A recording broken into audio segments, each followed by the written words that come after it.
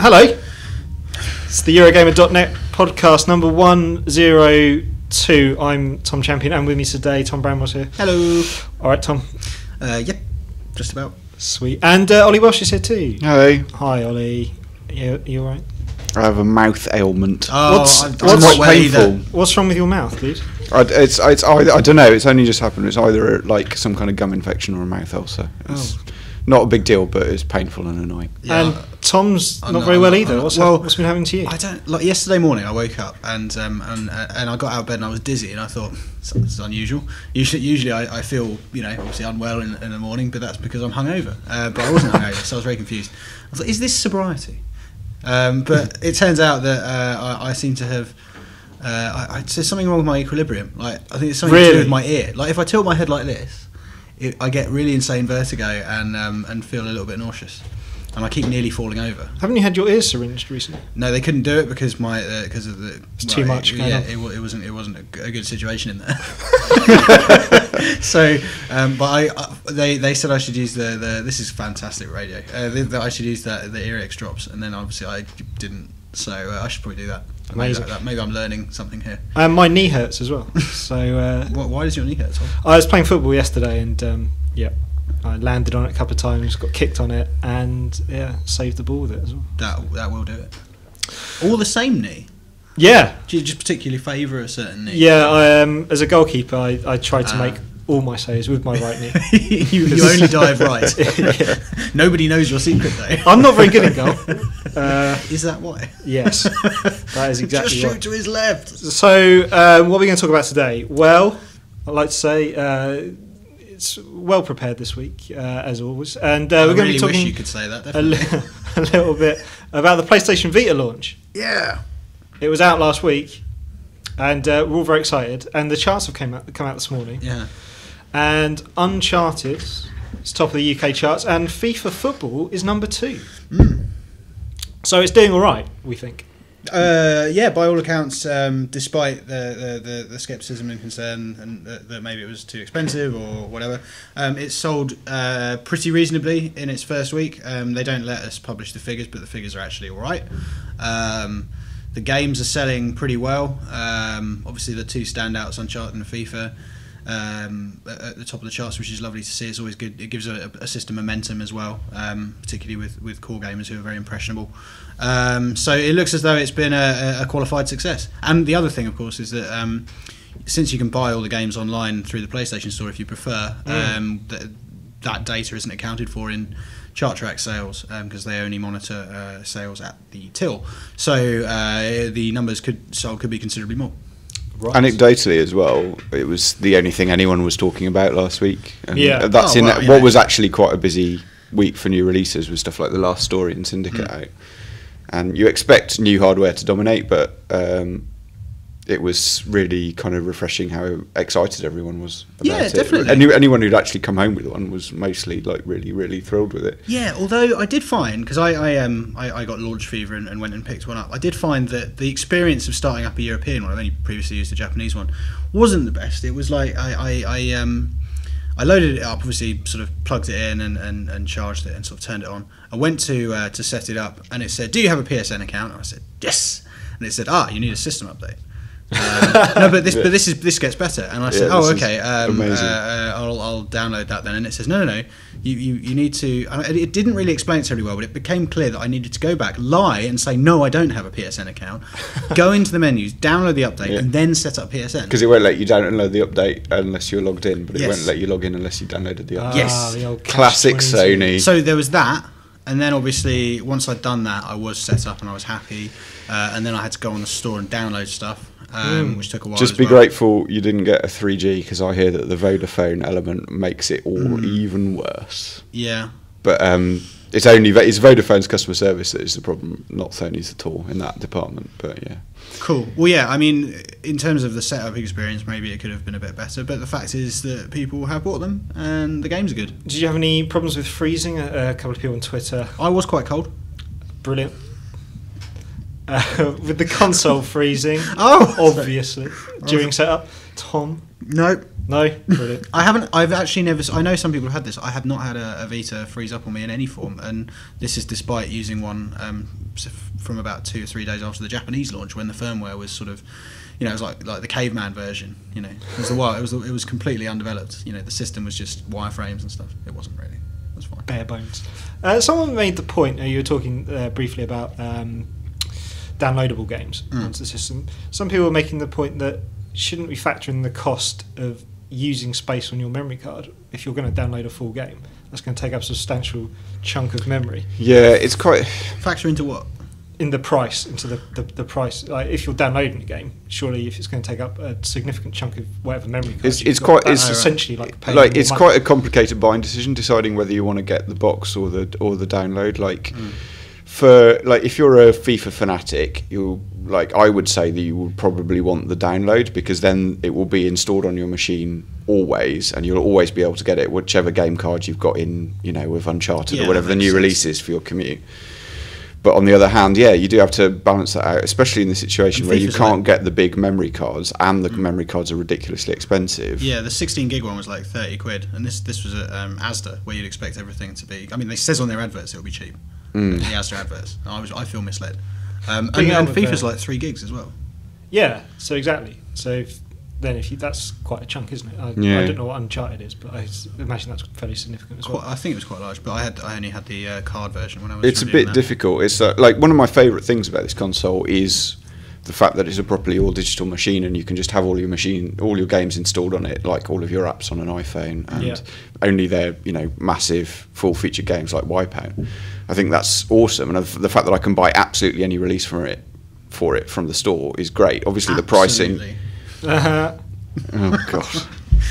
The pricing isn't perfect, but I still think that's brilliant. But there's a real problem with the memory cards, with how expensive they are. The fact that they don't ship even a 3DS comes with 2 gig ST card, so you can actually use those features of the machine. We did say this. I think that's ridiculous. Yeah, we did say this the other week, that if even Nintendo is being more generous out of the box than you are, then you have got a problem. But yeah, I mean, that's a little bit awkward, and there's a few awkwardnesses around this machine similar to that. But I do think what they've done is really wicked, and I think it's really shown in some of the games. And if you've been reading the site the last few days, you will know that my favourite, as it should be everybody's, is MotorStorm RC, which is an amazing little game and only costs £5, and that price covers exactly the same game for PS3 and Vita as well. Yeah. Okay. And you can play the game as long as you update over an internet connection. Your progress in the game is saved to the cloud and is consistent between the two versions, which is brilliant, absolutely brilliant. You're competing with everybody on PSN regardless of what system they're playing on. It really does feel like a little bit like the future. Yeah, I was going to say it is the future. It's and also when I played a demo of it, we were around at Sony's last week, and they sort of shoved a Vita into my hands and politely sort of scampered around a track and thought, oh, that's quite nice. Reminds me a bit of Micro Machines, a bit of Super Off-Road or whatever I'm thinking of. And jolly good. But I don't know if I immediately thought, oh, this will be amazing. But I seemed to spend most of Saturday evening and Sunday morning just ploughing through it. Race after race, time trial after time trial.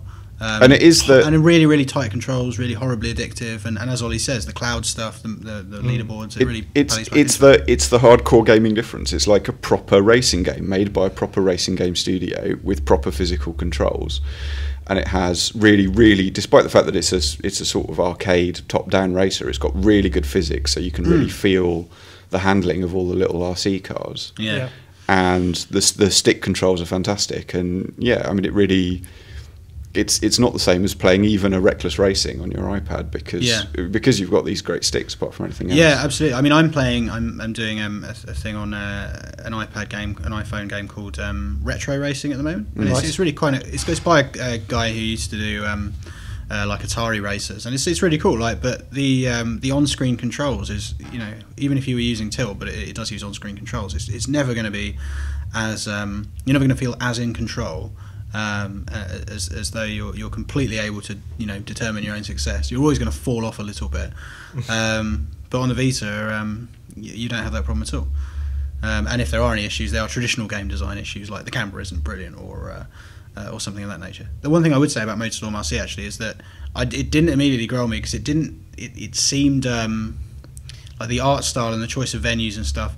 When I'm playing like as little cars and stuff, I kind of, my brain immediately wants it to be slightly witty about it and have, you know, like Micro Machines was wonderful for that. You'd be racing around a pool table or, you know, going across the kitchen sink and stuff. And I do miss that a lot. But it does, you know, overcome that by just being really, really good fun. Right, it's the Motorstorm branding, I guess. But also, it's actually a fairly serious RC game because I heard that the guy who actually kicked the project off at Evolution is a massive RC racing nut. Yeah. And so he wants it to be a little bit, you know, vaguely serious in terms of replicating what RC racing is all about. So. Yeah.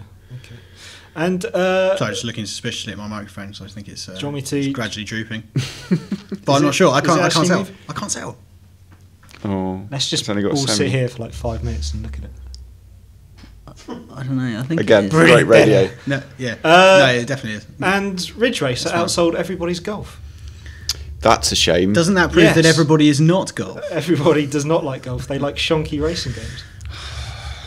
It's easy to understand because Ridge Racers was so good, and if you bought a PSP with Ridge Racers back in the day, and you're picking up your Vita and you want a racing game with it, it's easy to understand why you would buy that. It's just unfortunate that Namco released a terrible game. I'm going to do some You're surgery. Going to adjust it. This might result in weird noises. There you go. So yeah, that's a shame, and it's not. The sad thing about Ridge Racer is that they were trying to come up with a new framework for that kind of game, but it was just misapplied to the Ridge Racer series and misapplied to the Vita as a piece of hardware. They just got it wrong. Yeah, I love that series so much, and there is something commendable about the fact that Namco Bandai is trying to do different things with it. I mean, there's been some criticism of both this game and the Bugbear Unbounded, yeah. But there is something, I say, there's something to be said for taking that approach. I think if you fail to execute against it properly, you're in the worst of both worlds, really, because you've gone off on a tangent that no one asked for, and you've failed to deliver against it. So no one's going to give you the credit for what you've tried to achieve. It's a shame as well when the 3DS one was just such an ideal classic Ridge Racer game. I really loved that. I thought it was great. It was exactly what I wanted at that launch. Maybe it didn't sell at all, and that's what they're. That's what they're compensating for. In which case, they've got what they wanted, but maybe they haven't got. But maybe they won't get lasting credibility out of it, and it will damage future sales. We will see. What do you think about? Because they'll make 14 more. Oh yeah, God yeah. What do you think about the launch lineup as a whole for Vita? I think there's some areas of particular strength, but it lacks its own sort of cheerleading game. Like when you look back at the PSP, it was kind of fine that the launch titles were things like Ridge Racer and Wipeout. It was Ridge Racer, Wipeout. Lumines was pretty much the only original launch. I may be remembering this. This time. Well, this is what I'm saying. Maybe maybe it's a selective memory thing, but it felt okay that those games weren't new franchises, especially because it was the first Sony handheld. So you can kind of understand that they were graduating things there. But this is their second attempt. 5 or 6 years later, whatever it is, probably longer. And the same games basically. I was a bit disappointed that they weren't able to come through and go, okay, we created this new handheld with unique features and so on. Here's a really good banner game to showcase it. I really feel like this is a sort of sign of Sony as the hardware company again, making the really beautiful device, but without actually having a reason to do it. They would point to Uncharted. That's what the execs at Sony think is that game. But it's still that was a game that was created to fit rather than you look at Super Mario 64. And you can see how that game could conceivably have been the whole system falling into place around it. Almost the same with the 3DS with Super Mario 3D Land. When you play that, some of the levels in that, you think, oh my god, this is why this is a 3D console. Yeah. But there's nothing I've played on the Vita where I go, okay, this is why it has these features, this rear touch thing, this front thing. It's like they just found a whole bunch of stuff and, as I've said before, threw it at the wall. Uncharted is a good game, but it feels like a party trick to me. It feels like, oh, look, we can actually do this. And there's so much in that game which is just party tricks. The charcoal rubbing stuff. And don't get me wrong, I think it's a fabulous game. I really enjoyed playing it. And actually, of the launch games I've played, it's probably still my favourite. But the issue with the launch lineup is that everything's there out of commercial necessity rather than creative necessity. Yeah. And that means that you've got tons of games, but maybe lacking something really memorable. I think that's the way with a lot of launch lineups these days. I think it's pretty rare that we see those system-defining games. Yeah, like Wii Sports is one. And Nintendo's generally quite good at this. But they missed a trick with 3DS. Yes, it wasn't there. That was because they rushed the hardware ahead of what would have been, I guess, the major launch game, which would have been Mario 3D Land. I think the thing we often find with launch lineups is that they seem stronger than they are at the time, because you're always surprised how many games they managed to get out and how many are good. Like, actually with 3DS we had Ridge Racer and Pilot Wings and Street Fighter and a number of good titles, and then immediately after launch they suddenly seem weaker than they are, because you're wondering where the system seller is and people have nothing to buy for their console. It's funny actually, because it used to be almost the opposite. Like when you think about when PlayStation 2 launched, everyone was like, oh, there's nothing to play, and you're like, Time Splitters, SSX. Looking back, that's to launch with such amazing games at that time was incredible. The same with the original Xbox. So everyone was like, "Oh, it's just a PC in a box." And I say everyone, I mean me and John By, Eurogamer. And actually, you look back and go, "What the hell were we thinking?" Halo, Abe's Odyssey, PGR, things like that.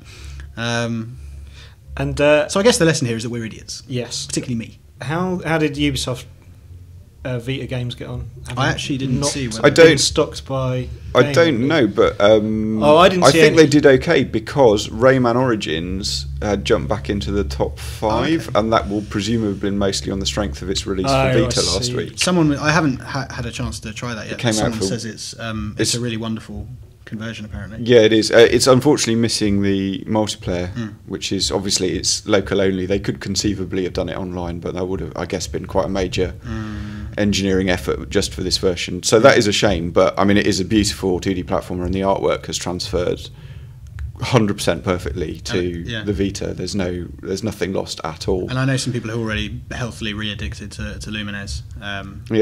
But however much goodwill there is for those games, I'm not entirely sure this offsets the delivery of Asphalt Injection. No, or Michael Jackson or Dungeon Hunter Alliance. Oh dear. Michael Jackson, which is a 30 quid reselling of the £4 iPad game. Oh, is it? It's not the console game; it's the iPad game. That's quite cheeky. Help me calibrate my humour here. Is it completely inappropriate to say that Michael Jackson would be spinning in his grave, except he probably is anyway, because that's his thing? I know I'm quite poor at. You can't moonwalk very far in one of those. He's moonwalking in his grave. Is that what you're saying? Yeah. This is highly inappropriate. You didn't start it, actually. I didn't. The thing that really impressed me with the Vita launch lineup is just how much of it there is. There is an absolutely astonishing quantity of games came out for it last week, and I didn't expect any of them to get into the charts because of there being so many. Well, I did, but not like to the degree they have, because of there being so many of them, consumers being confused and so on, or like at least the vote being split. But you have to sell that much to get to the top of the charts these days. Not this time of year, no. Like about 30,000 units sold in a week will get you to the top. Initially, I struggled to find a game that I clicked with. There was lots of stuff that was obviously good, like Uncharted or Wipeout 2048, although I haven't really been in love with the Wipeout series since the first game, which I was obsessed with. But what? No, I was just going to say I do think this latest sort of breed of it, I thought they lost their way a bit late PSX, early PS2 era, but the PS3 one really pulled it around for me. And the PSP one as well. So but there are so many games. I think you'll eventually find something, and that was borne out for me when I eventually came up across MotorStorm and just got completely hooked on it. I think my worry now is that they've delivered all these great games. Well, they've delivered a huge lineup, but what's next? And I know it seems a little silly to be saying that 4 or 5 days after it's come out. We should enjoy what we've got for now, but you've always got to be looking down the road. And if you're Sony, you want to be comfortably able to say, oh yeah, no, we've got a whole bunch of cool stuff to announce for Christmas. But there's a couple of things. Obviously, we have the Vita's best game still to look forward to over here, which is Gravity Rush. Rush Goalie. Rush Here Days in Japan, where it's out. And there's that thing that was called something else, Ruin, but now has a different name, which is like a sort of dungeon crawler that is a cross-play game, so you can have it for both PS3 Vita, which I'm really looking forward to. Oh man, I wouldn't put it past Sony to launch it at the exact same time as Diablo 3 though. Yeah, they probably are going to do exactly that. So both of those are really interesting games, but that's actually about it. And I'm not even aware of third parties having much. Well, obviously there's the Call of Duty, isn't there? Yeah, that will be a big deal.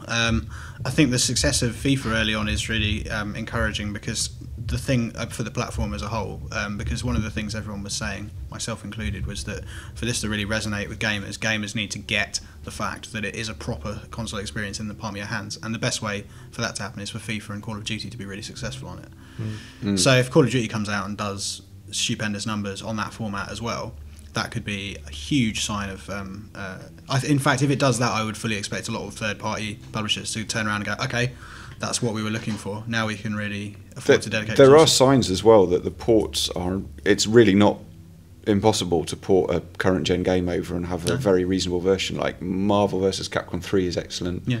Ninja Gaiden Sigma is a very credible version. Even FIFA, which, I mean, I complained a bit about it in the review because it's last year's game, but that doesn't mean it's not a good port. I mean, if you were to go back and load FIFA 11 on your console at home and then play it on Vita, you'd be hard pressed to spot that many differences. It runs a little slower maybe, but the level of sort of control fidelity and so on is actually pretty comparable, which has never been achieved on a handheld before. Previously we've had to put up with like somebody at EA going in and lobotomizing the game basically, so everything's a bit stupider and everything flies in from all over the pitch, but it's a bit better in that respect than usual. With Call of Duty being based on a slightly older and very flexible engine, as I've said before, it's a Quake 3 modification. Yeah, and respect for that. There is a serious chance they could actually just put the next Call of Duty game in its entirety on Vita without a particularly big drop in quality, and that would be, compared to the usual C team efforts they put on handhelds or on Wii, that could be quite a big deal, like a seriously big deal. This is limited sort of time frame for this sort of stuff. There's a limited window, given that PS4 is not too far away. Probably not, no. So I mean, how long is this? Obviously, there's a finite amount of time for this to. Yeah, they've got 18 months to 2 years, I think. Yeah, and then what? And then it's PS4, and then it's going to get harder. But you might get in a situation where there are sort of two tiers of games across all the systems at the moment. There can be two tiers of games across home consoles as well. I mean, the thing about MotorStorm RC is it runs beautifully on Vita and it runs beautifully on the PS3. Obviously, it doesn't really stress the PS3 massively. I wouldn't think so anyway. But do the gamers actually? Do we actually care? Probably not. Like we can recognise a good-looking, fun game. Yeah. At any level. One of the things in previous generations was that the difference between a PS2 game and a PS3 game was that once you had a PS3 game, PS2 games looked crap. The difference between 3 and 4 won't be like that. It will be like, well, that looks a bit less complicated, but still looks nice. It's unlikely, for example, that you would look back on Uncharted 3 as a PS4 owner and goes, oh my god, that looks antiquated, I'll never play that again. Plus, the other thing to consider, and obviously this is more of a hope than an expectation at the moment, but Microsoft and Sony have sold an awful lot of games over PSN and Xbox Live, full games as well as XBLA and smaller games. And people are going to want to still own those games that they've paid for once they've upgraded to the next system. So yeah, I would be shocked. We can hope that there will actually be good backwards compatibility in these machines. I think it will have to be a prerequisite this time. Yeah. I think whereas the last couple of times it's been a different situation, that the market around them has changed now. It would be like Apple coming out and going, we're doing iPad 3, but by the way, none of the stuff you've bought on iTunes will work on it. You can't imagine it happening, and I think it would be similarly insane for Microsoft or Sony to do it. Not least because Microsoft, more perhaps than Sony, but Microsoft has got a similarly bold, massive Apple-style convergence strategy now, where it will share the experience across Xboxes, Windows Phone. There's going to be a degree of accessibility of all your content across each thing, similar to how you can get certain things on iPad and iPhone, and certain things work on both. So I'd be very, very surprised if, like, out of the box, all your stuff that you've bought on your on Xbox Live Arcade and so on didn't work on the next Xbox. I think they'd be mad. It's going to be quite difficult, though, isn't it, to achieve that? I mean, the emulation, like backwards compatibility, this generation's been. Like Xbox, it was software emulation, wasn't it? So they had to go back and Yeah, well, they radically changed the architecture of Xbox 360 relative to the first one. PlayStation was hardware. But then they stripped that out. Yeah, but again, those devices, the way that the old machines were made was completely different to the way that the present ones were, which is where a lot of the issues arose. And I don't think that will. I mean, people like Rich Ledbetter would be better placed to comment on this, but I would have thought that the architecture in future consoles will not be so magnificently different that it won't be. I certainly expect the next Xbox to be an evolution.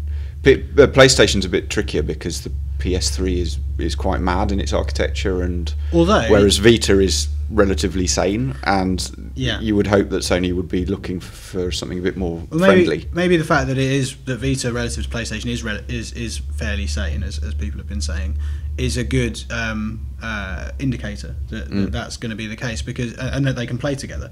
True enough. Because if the PS4 is similar to Vita, then why wouldn't it? And Motorstorm is a tiny game, but aside from a few graphical effects, the two versions are identical. They are absolutely 100% the same game. To the extent that people can compete on leaderboards to hundredths of a second in the same game, and with complete certainty that they're getting the same results. So. Yeah, that's cool. So, what else is happening this week? SSX is out. Yeah, I'm quite excited about this. You don't look. You look. No, this is just how I look. But thanks for drawing attention to it. No, I am quite excited. It's been a long time, hasn't it? I mean, years really. And everyone was moaning about them not doing anything with it, which is classic video game fans, really, isn't it? We complain all the time when they just stick a 3 on the end of something and release it, and then we complain when they don't. Yeah, it's been a long time coming, but it looks like, just from the demo at least, like a welcome return to form after some difficult times. Yes, looks like good fun. I had a quick look at the demo earlier. I haven't played it, but I saw it at E3 last year, and it immediately stuck out as just being a good quality fun game. And it didn't have any sort of particular headline grabbing features, although they had plenty of them that they were trying to sell us. But it's got a rewind feature. Rewind feature, you say? Yes, I know, because I kept hitting the button when I was trying to do, because I'm used to using the shoulder buttons to do grabs and stuff in the old ones. So you've been using I am trying to adapt, is what I'm saying. Right. But in my head, I have to spastically smash all the buttons on top of the pad. Excuse me if that was offensive. So I've been hitting the rewind button by accident. This isn't even an interesting. This is story. Fantastic. So I'm having a mental breakdown today. Yeah, I had cold sweats all last night. I've kind of still. We're all falling apart. It's really weird. I don't know what happened. Yeah. I think it's my body trying to do something with my knee. That's how biology works, right? Yeah, that's it. It's maybe little men inside your body working extra hard. Maybe your knee is the reason my ear's a bit weird. We should never do this on Monday mornings. Let's make a pact. Do you want to talk about Day 1 DLC for Mass Effect 3? People are very upset. Nothing. No? Yes, no, we might as well. Okay. It's gone mad. Reddit's gone mad. What's the actual situation? What is actually Reddit's always mad. Being done? They are furious, aren't they? Don't tell me about the fury. Tell me what is actually happening.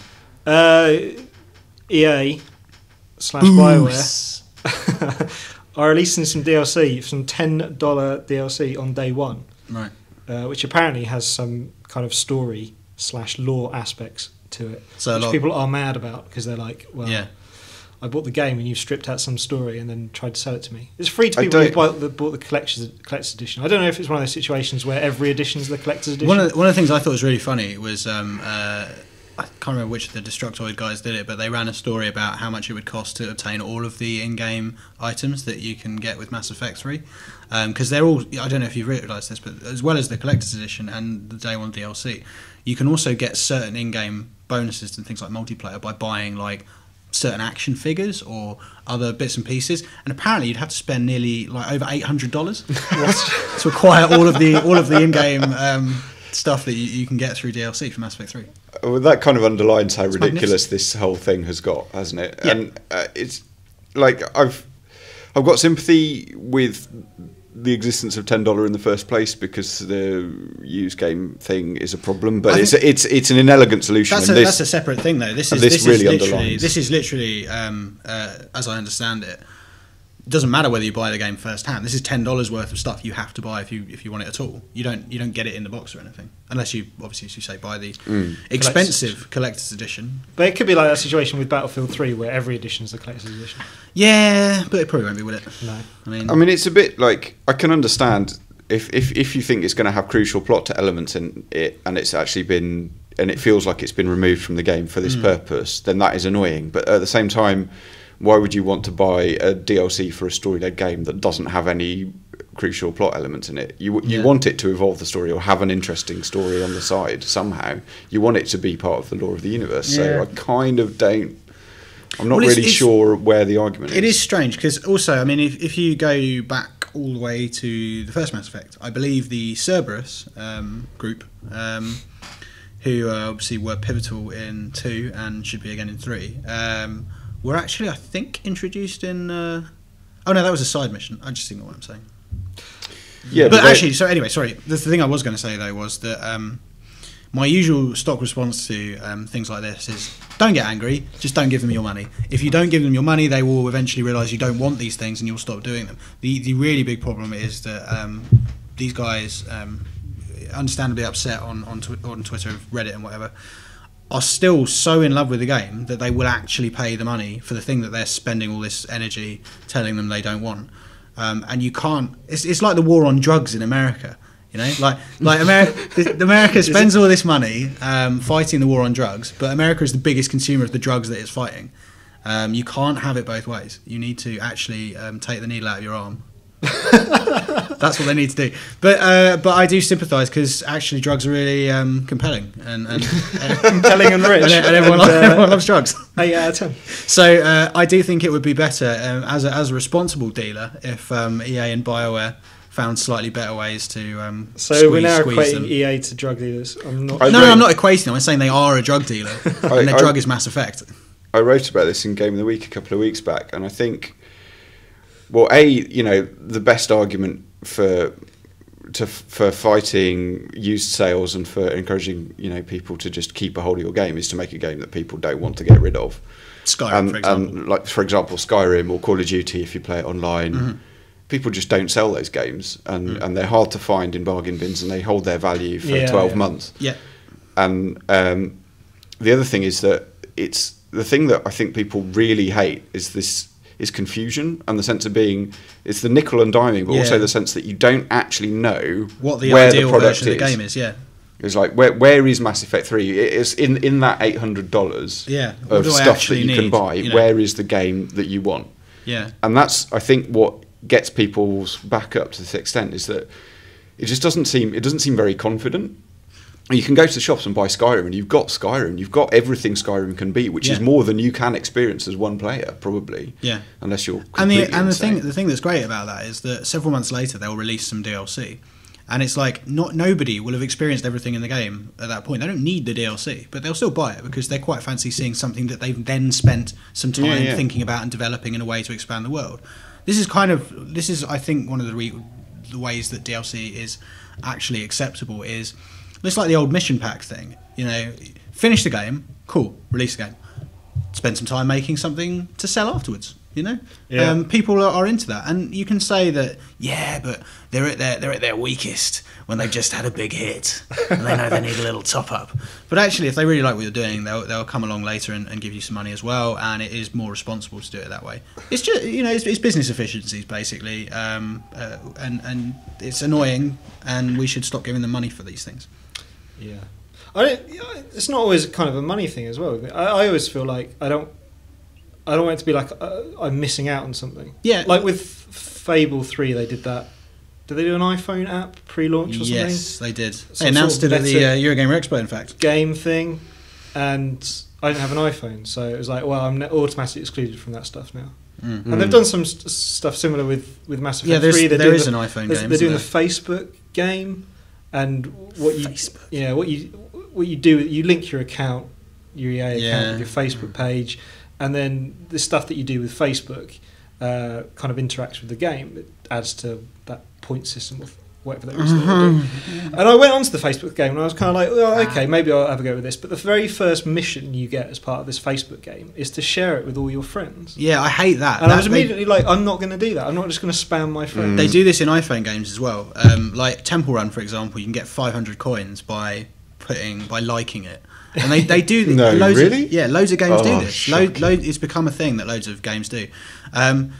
But this all goes back to the same thing that we've said for years. This is what we used to say when we talked about the sex in games row around hot coffee and stuff. If you make stuff, be a responsible creator. Don't do shit that is really clearly, transparently awful behaviour. You know, if you have... And you have to think a little harder about things like the for money thing, because it's like, you know, it's sort of borderline, but actually it's not. Like, if you just look at it black and white, it's a pretty stupid thing to do, and it's pretty cynical. And it's the same with all of this. Yeah, be responsible creators, and don't give the people who aren't. It even has coming back to Mass Effect, it even has a knock-on effect for those people who buy your complete edition, who like, right, I don't want to, I'm going to bypass all of this stuff and I'm going to wait for a year and then I'm going to buy the edition that has everything in it so I don't need to worry about it. Like Fallout New Vegas complete edition has just come out. But I bought Mass Effect 2 on PS3, which was the version that had absolutely everything in it. It had all of the DLC and it had all of the online pass stuff, and I didn't need to worry about it. But the end result of that was that it took me 90 minutes between putting the game disc in my PS3 and being able to play it, because of the amount of updating and installing and inputting of codes and the PlayStation Store being down and all the rest of it that had to happen. It's absolutely maddening. It's easier to get a PC game these days up and running than it is a lot of the big console releases, which is ridiculous. Well, I mean, the thing with the Mass Effect 2 PS3 example is that that is actually the tutorial, because there's quite a lot of waiting around in Mass Effect, having pointless conversations, and actually you should be saving the universe, and so waiting for stuff, you know, being diplomatically sort of quiet and just waiting. I think EA just want to recoup some of the money that they lost from when they released Mass Effect 2 and all the DLC was accidentally made free pre-release. I don't think that, but it's quite funny, so I'm glad you brought it up. I don't actually believe that. I think in spite of all of this, it should be said that... we're all buying Mass Effect 3. Yeah. Well, there's a difference between not buying... Like, boycotting a game entirely because you feel so strongly about this. You do that, I respect you very much. My personal approach will be not to spend the money on the DLC that I don't think that they should have made in the first place, because I just think that's a good way of voting against it. And, you know, if they look at it and they've sold 1 million copies of Mass Effect 3, they'll probably sell more. But like, if they sell 1 million copies of Mass Effect 3 and, you know, 700,000 people spend the extra tenner, then they'll make more of that, and they will keep doing that, and they will actually get more cynical because they'll realise that they're onto something. But if they look at their sales figure and they're like, oh, 1% of people bought it, was it really worth it? It kind of makes sense, this day one stuff, as you were saying, get them while they're weakest, because personal experience, I remember buying Fallout 3, a game I really, really loved. Bought it day one, caned it, did everything I could, and I was like, I'm definitely going to get the DLC when it starts coming out. And gradually they started releasing DLC, like kind of a month later or whatever, and then did it over... I didn't buy a single bit of Fallout 3 DLC. Well, that's some of the best DLC that's ever come So out, you're really. basically saying that you're part of the problem? Yes. That's fine. Probably. But that's okay. I mean, it's your choice as a consumer, but it's their choice as a developer to do that. And if you know, I know a lot of people did buy the Fallout DLC, so this is kind of academic, but if everyone's reaction had been the same as yours, then what would have happened is they would have gone, oh, this isn't a very good way to do it. The people that we've got working on this, we should get them to make something that people will buy, like a new game, and you know, things might come out quicker. I wonder if the same thing will happen with Skyrim, with me anyway, in that I'm 170 hours. I spend a lot of time worrying about whether you're going to buy the Skyrim DLC. I think everyone does. No, but you're right. There's a Reddit post. I do, you know, not all DLC is evil. Bethesda stuff is usually good, and I think a great example is Borderlands. It's like there's a team that not only was the DLC great, but you could actually see them. In some cases, the DLC was better than the game. Exactly, the game was really compelling and fun. And you immediately got what they were trying to do, but they clearly had some way to go in terms of developing it, and you could see them gaining confidence and doing that as the DLC rolled out. And I think they'll have learned a lot from making those that will go into the making of Borderlands 2 and making that even better. And that game does look fantastic. Yeah, incidentally, did you see the Borderlands 2 trailer? Yeah, it was insane. I haven't watched it yet. I understand that there's a lot of There is a lot. There's extreme It's dubstep. quite exciting though. Yeah. It really is. It is, yeah. They've done it. It's just it's a well cut trailer. The Motorstorm RC is quite heavy on the old dubstep. Yeah, they were they were there first. I actually like it. So Apocalypse I don't mind, it was all over Apocalypse, and it was Yeah. it's always been a big part of their aesthetic. I like it, although I do get some questionable like looks at home when I'm sitting there on the couch going. Not even holding a Vita, over. just sitting there like this. And was there a release date for Borderlands as well? It was like middle of September 19th, I think. Yeah. I mean, I've made that up, but it sounds reasonable. It's about that, It is I then, think yeah. you might be right. Brilliant. So, looking forward to that. Should be good. Did you play a lot of Borderlands? I don't think you did, did you? I didn't really, no. I struggle to get good co-op partners. I'm quite fussy. Ollie likes it, didn't you? Yes. Have I made that up? Christian Donlan is like Christian his favourite Donlan's game. Donlan's the fanboy. Yeah, Donlan's wife dressed up as Mad Moxie for Halloween a couple of years ago. Amazing. Yeah. Yeah, so they're all over that. Good. There you go. There's That's a confirmed sale. co-op partner for you there. Well, you see, I used to play Gears of War with Pat Garrett, and once you've had That must be an caliber experience, of man. experience, how do you do anything else? I want to play Gears of War. Pat should be a character in Gears of War.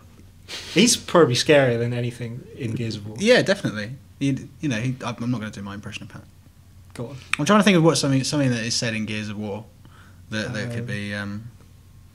I just remember sort of, like we would be coming into like a square or something and like hide behind a sandbag or whatever, and there'd be a gun, and I go get it, Pat, and he go, I'm not going over there, Tom. And there was all sorts of other larks. Co-op is basically automatic fun though, as long as you have the right person. That's it. Co-op elevates just really any game. To Split screen Halo is still my favourite gaming experience. Pretty much ever. Wow, it really is so good. I replayed Halo 1 with a mate of mine. I did play Halo 3 with Martin Taylor, our designer, on Xbox Live actually. That was the only time I actually finished the campaign because it was actually so much fun playing it with somebody, getting the hammer and bouncing him around the level.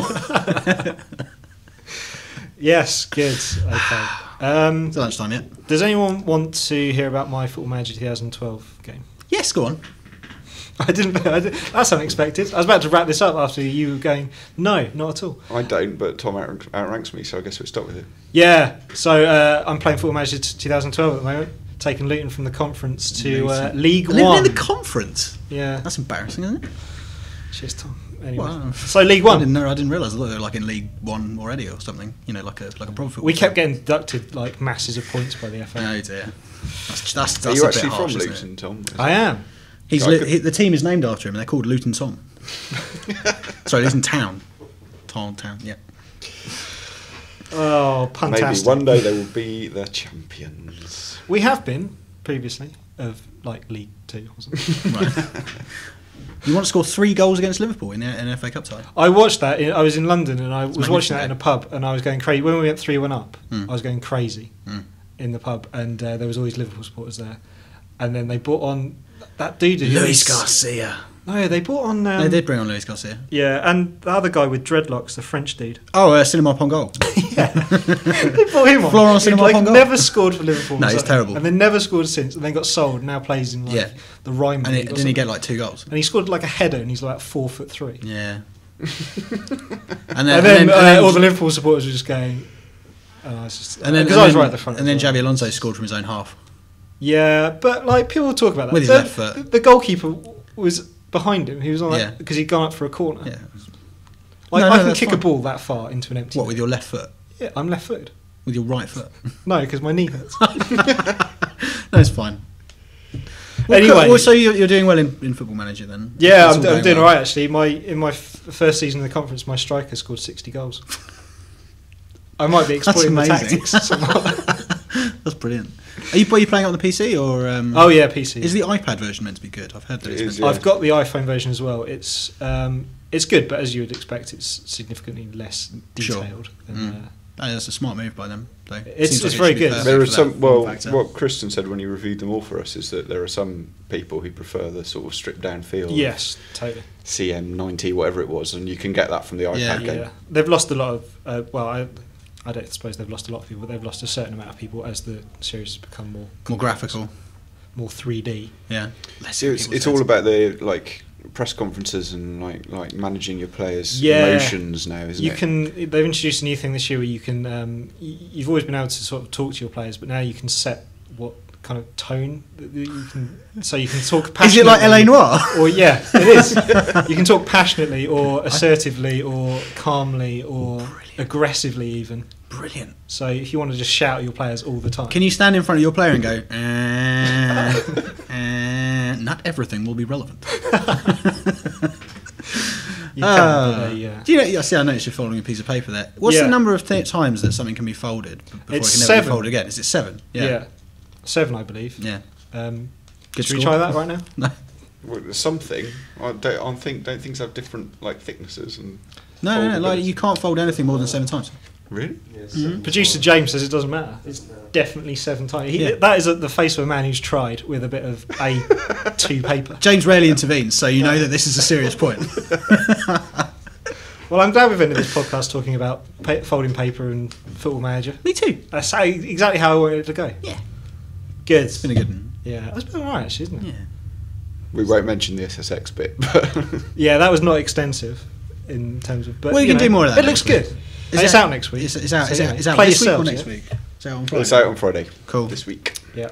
Well done. Okay. Review tomorrow, or possibly today when you're looking at this. Yeah. Review right now. Yeah. Review right now. F5 the site. 7 out of 10. Actually, it's probably. I don't know. I have no special knowledge. Jesus. You would be a good score though. Right. Okay. Thank you to Ollie. Thank you. And to Tom Bramwell. That's fine. Tom Champion. See you next week. Bye. Bye.